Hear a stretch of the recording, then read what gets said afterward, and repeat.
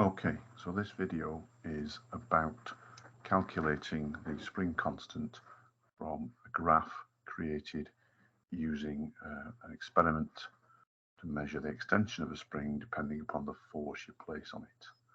Now, before we start doing that, just to put it into context, here's our Miro board. This is the master board. Yours is very similar to this. And just to remind you that down the side here, we have all the topics that we'll be covering this year prior to your exam. We're currently starting on topic 3, which is over here. Going across the board, we've got all the lessons that we've done predominantly in the computer room, but some of them have spilled out into our other lessons as well. Okay, so if we just take a look at this section of the board here, this is our syllabus or specification for this topic.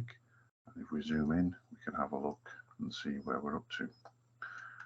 So far this half term, we've looked at this area of the syllabus, and what we're doing at the moment is looking at this statement F, okay, the relationship between force and extension for a spring and other simple systems, and we're looking at the use of this equation here. Force is the spring constant times extension, or in algebraic form, F equals kx.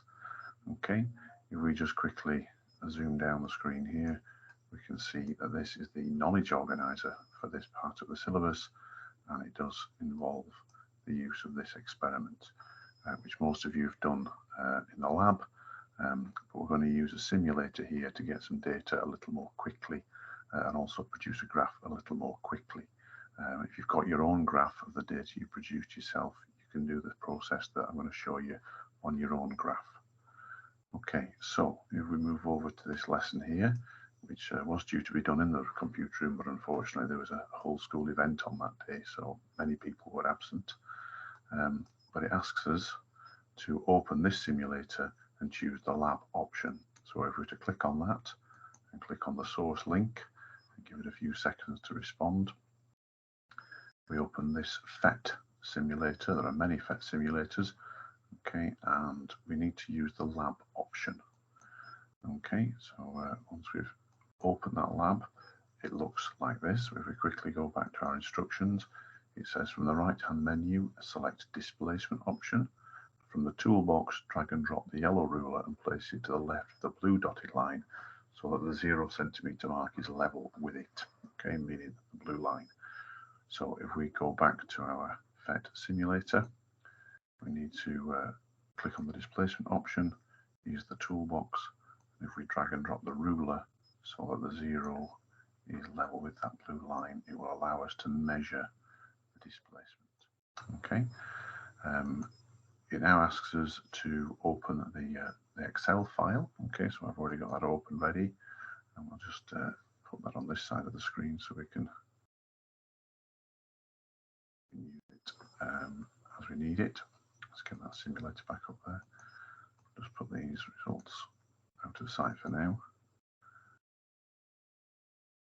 Okay, and then if we go back to our instructions again, we've opened the Excel file. We now need, in the simulator, add the yellow weight to the spring, reduce the mass slider to 50 grams, set the gravity slider to 10 meters per second, and the spring constant slider all the way to the left. Okay, so if we go back to the simulator, we'll do those things. So we need to put this all the way to the left. That's the spring constant. We need to set this to 50 grams. That's there. We need to add the weight, obviously, which is here. And we need to set gravity to 10 meters per second. That just makes the mass directly convertible into a force. So 50 grams is 0.5 of a newton. Okay. We'll put the damping up to lots so that it speeds the experiment up a little bit. Okay, so what we need to do is to measure the displacement with a very small spring constant, 50 grams. Okay, so if we can see here, the displacement is in the region of 16 centimeters. Okay, if we're doing this where I wasn't recording it, I would make it much bigger so I could see more clearly.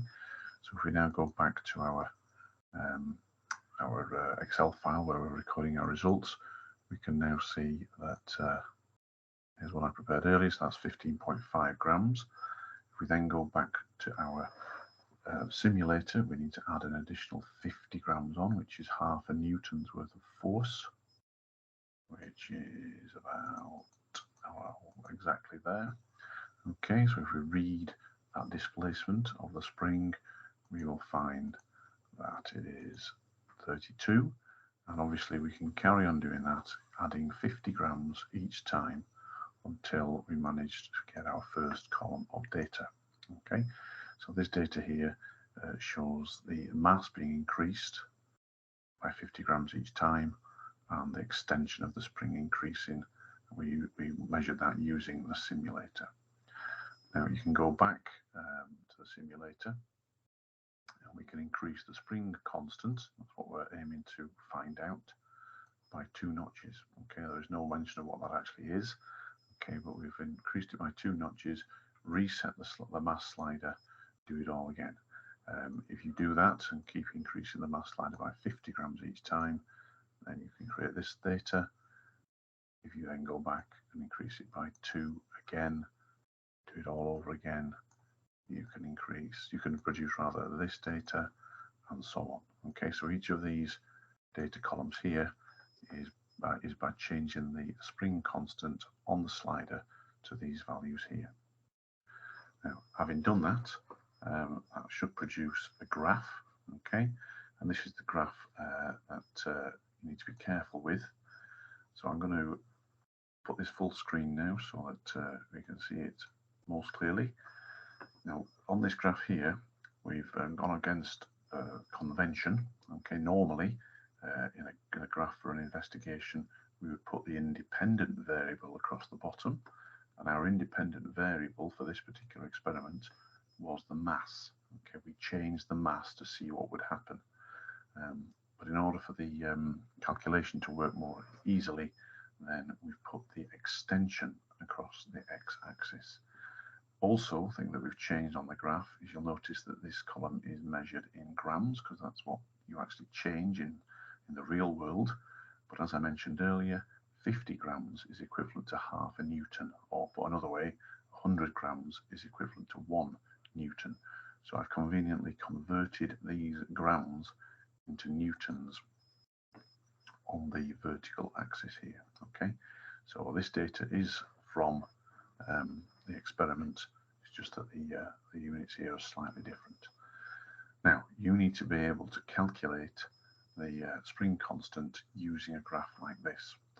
So with that in mind, here we've got a copy of that graph on paper. Okay, and I just want to show you, I'm going to show you how to calculate the spring constant using the equation we saw at the start, and using a graph like this.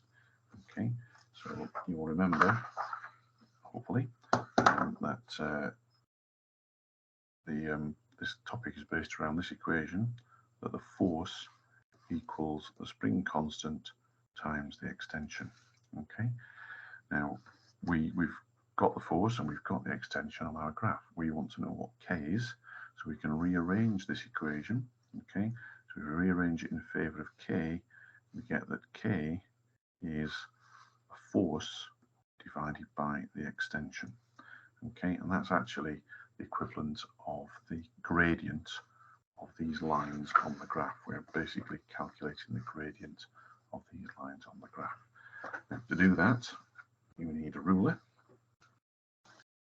and a little bit of maths. Okay, so in order to calculate the gradient of, say, this blue line here, the steepest line, okay, the best thing to do is probably to turn it into a triangle using a nice round number like 30 centimeters. Okay, so 30 centimeters, draw a line up there, and then we need to know, to calculate the gradient, we need to know the force divided by the extension. Okay, so for this particular line, we already know the extension. We've chosen 30 centimeters. Okay, so we need to work out what the force is that causes that extension. So if we use a ruler on our graph, make sure that it's parallel to the other lines, and we draw an arrow, we can see that it's 3.3 newtons. Okay, so we can now put in that K is 3.3 divided by 30. And if we, for the sake of accuracy, find our calculator.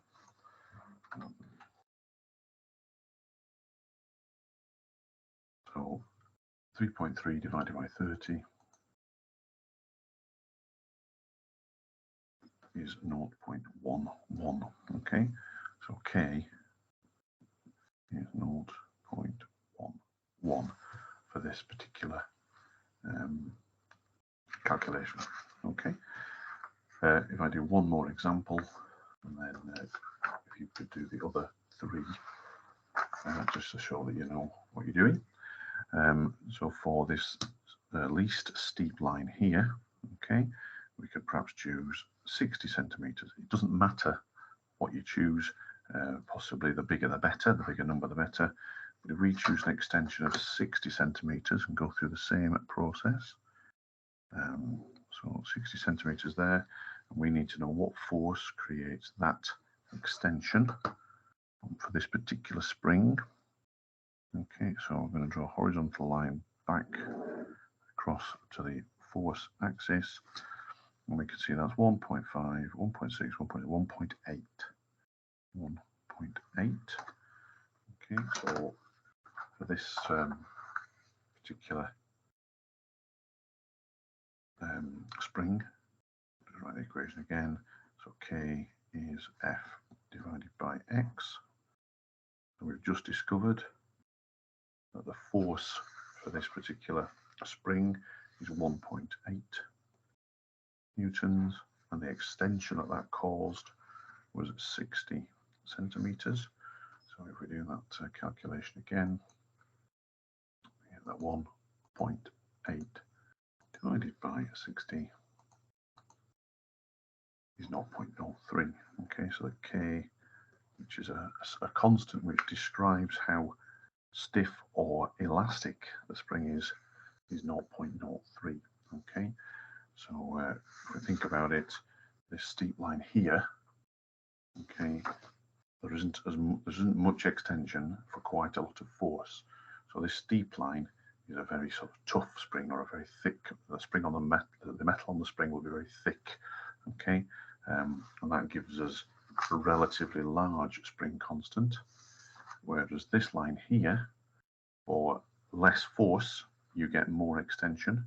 So this would be a spring made out of thinner metal, a more springy spring, if you like, and that gives us a much lower spring constant. Okay, so you can take your copy of this graph and you need to calculate the spring constants for each of these lines. And it would be a good idea, I think, to write the spring constant actually on the line so that we know what we're talking about. So K equals 0.011 for this one, and K equals 0.03 for this one. Okay, so if you write the different K values on those different lines once you've calculated them, and it would be a good idea to go through this process to show that you know how you've calculated those K values.